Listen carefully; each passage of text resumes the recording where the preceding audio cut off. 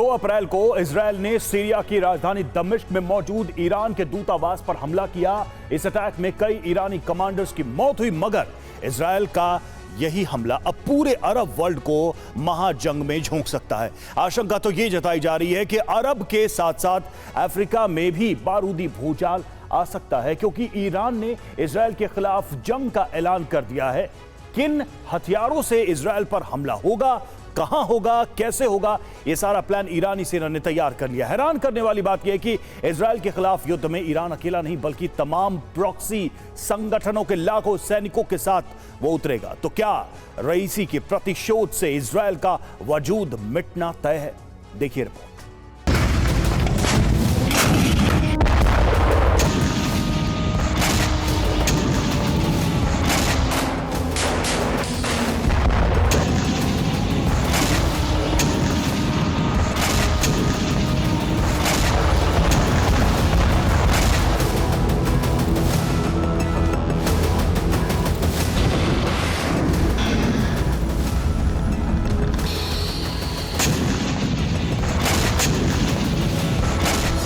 अरब में अब तक के सबसे भीषण युद्ध का आगाज होने वाला है।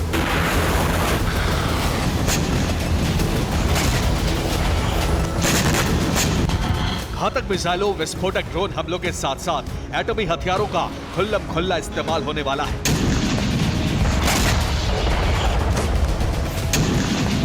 और जानते हैं इस बार अरब वॉर में किसकी बलि चढ़ेगी?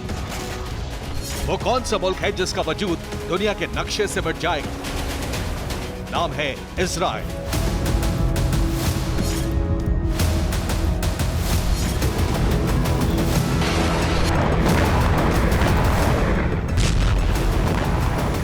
दो अप्रैल को सीरिया में मौजूद ईरान के दूतावास पर इजराइल ने हमला किया और इजरायली सेना के इसी बारूदी प्रहार से ऐसी चिंगारी भड़की जिसकी चपेट में इजराइल ही क्या बल्कि पूरा मिडिल ईस्ट और अफ्रीका भी आ सकता है।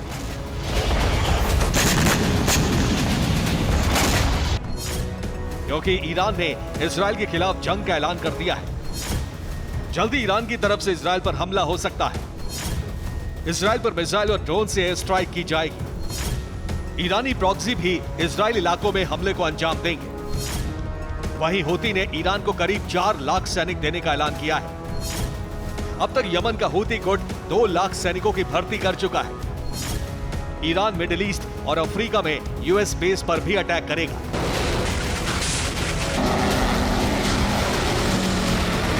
मतलब ये कि इस बार ईरान के बारूदी प्रतिशोध में इजराइल का कोना कोना बारूद से दहलेगा ही।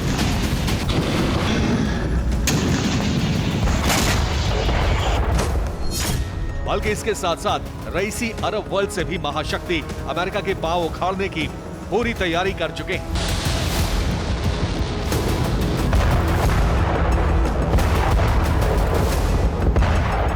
तभी तो रईसी के साथ साथ ईरान समर्थित संगठन भी पूरे एक्शन में है।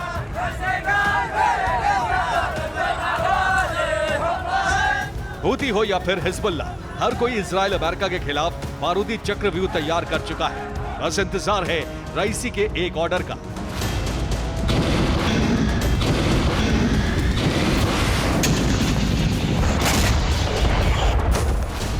ईरानी प्रेसिडेंट रईसी इस बार इजराइल से हर पुराना हिसाब चुकता करने की तैयारी में है।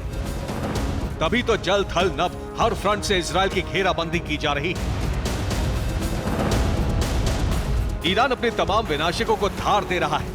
वहीं कुछ रिपोर्ट्स में दावा किया जा रहा है कि इजराइल में बारूदी जलजला लाने के लिए रईसी ने अपने तमाम ब्रह्मास्त्रों को एक्शन में ला दिया है।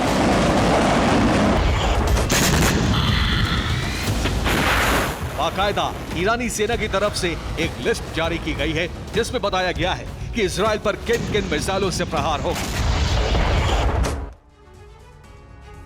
और ईरान की राजधानी तेहरान से तेल अवीव की दूरी करीब 2000 किलोमीटर है। ऐसे में इजराइल पर ताबड़तोड़ प्रहार करने के लिए ईरान ने 9 घातक ब्रह्मास्त्रों को वॉर जोन में उतारने की तैयारी कर ली है। मसलन ईरान की पहली घातक मिसाइल सज्जिल, जिसकी मारक क्षमता 2000 से 2500 किलोमीटर है। यह मिसाइल मैक 12 यानी 15000 किलोमीटर प्रति घंटे की रफ्तार से अटैक कर सकती है। वहीं ईरान का दूसरा ब्रह्मास्त्र खैबर मिसाइल है, जिसकी रेंज 2000 किलोमीटर है। यह मिसाइल मैक 5 यानी 6000 किलोमीटर प्रति घंटे की रफ्तार से टारगेट पर धावा बोलती है। तीसरी मिसाइल है इमाद, जिसकी मारक क्षमता भी 2000 किलोमीटर है। यह मिसाइल मैक 7 यानी 8643 किलोमीटर प्रति घंटे की रफ्तार से उड़ान भरती है। ईरान का चौथा ब्रह्मास्त्र है शहाब 3, जिसकी रेंज 2000 किलोमीटर है। यह मिसाइल मैक 7 की रफ्तार से पिन पॉइंट अटैक करती है। इजरायल को दहलाने वाली पांचवी मिसाइल का नाम है गदर, जो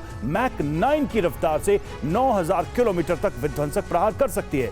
ईरान की छठी मिसाइल है पवे, जो एक शॉर्ट रेंज क्रूज मिसाइल है और इसकी मारक क्षमता 1650 किलोमीटर है, तो वहीं रफ्तार 900 किलोमीटर प्रति घंटे की है। रईसी के सातवें ब्रह्मास्त्र का नाम है फतेह 2, जो कि एक हाइपरसोनिक मिसाइल है। फतेह 2 मिसाइल की रेंज 1400 किलोमीटर है और ये मैक 5 यानी 6000 किलोमीटर प्रति घंटे की रफ्तार से अटैक करती है। ईरान की 8वीं मिसाइल खैबर शेकन है, जो कि 1500 किलोमीटर तक तबाही मचा सकती है, वो भी 5000 किलोमीटर प्रति घंटे की रफ्तार से। वहीं इजरायल में बारूदी भूचाल लाने के लिए ईरान की 9वीं मिसाइल हज कसैम है, जो कि मैक 5 की रफ्तार से 1400 किलोमीटर तक के इलाके को दहला सकती है।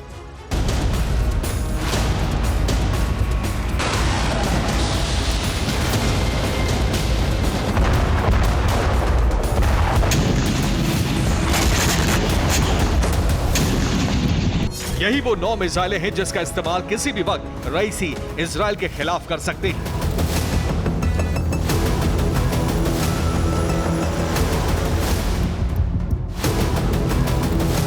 इसी बीच ईरानी मीडिया की एक रिपोर्ट में यह भी दावा किया जा रहा है कि इजरायल पर ईरान सिर्फ बैलिस्टिक या फिर क्रूज हाइपरसोनिक मिसाइलों से हमला नहीं करेगा, बल्कि इसके साथ साथ पहली बार ईरान एटमी वॉरहेड से लैस मिसाइल को इजरायल पर दाग सकता है।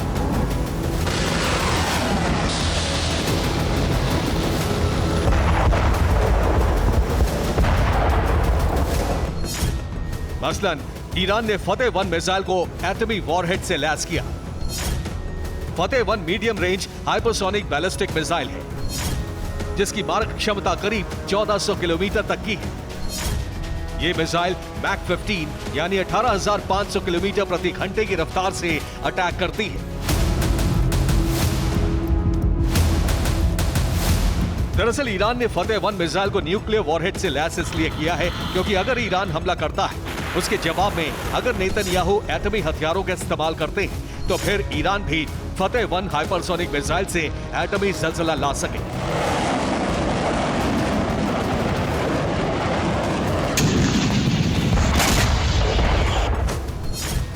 एक तरफ ईरान के जंगी तेवर ने इजरायल के होश फाख्ता कर रखे हैं, तो वहीं दूसरी तरफ ईरानी प्रॉक्सी के हमलों से तेल अवीव में खलबली मची, क्योंकि ईरान के हमले से पहले ही ईरानी प्रॉक्सी ने इजरायली इलाकों को दहलाना शुरू कर दिया है।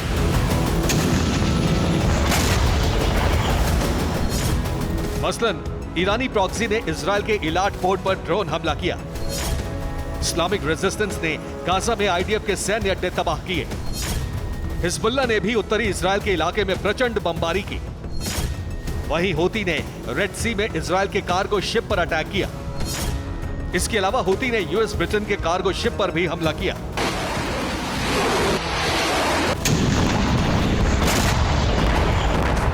इजरायली इलाकों में ईरानी प्रॉक्सी के सीरियल अटैक से नेतन्याहू भी सन्न है। वहीं इजरायली सेना में भी खौफ पसरा हुआ है। ऐसे में इजरायली डिफेंस ने गाजा में जंग लड़ रहे करीब 10,000 सैनिकों को वापस बुला लिया है। दावा किया जा रहा है कि गाजा से बुलाए गए आईडीएफ के करीब 10,000 जवानों की तैनाती अब इजरायल बॉर्डर के उन इलाकों पर होगी जहां से ईरानी प्रॉक्सी हमले को अंजाम दे रहे हैं। वहीं दूसरी तरफ ईरान की ताकत उसकी मिसाइलें और ड्रोन है। ऐसे में इजरायल ने ईरानी हमले रोकने के लिए ईएमपी इलेक्ट्रोमैग्नेटिक प्लस बम को लोड किया है।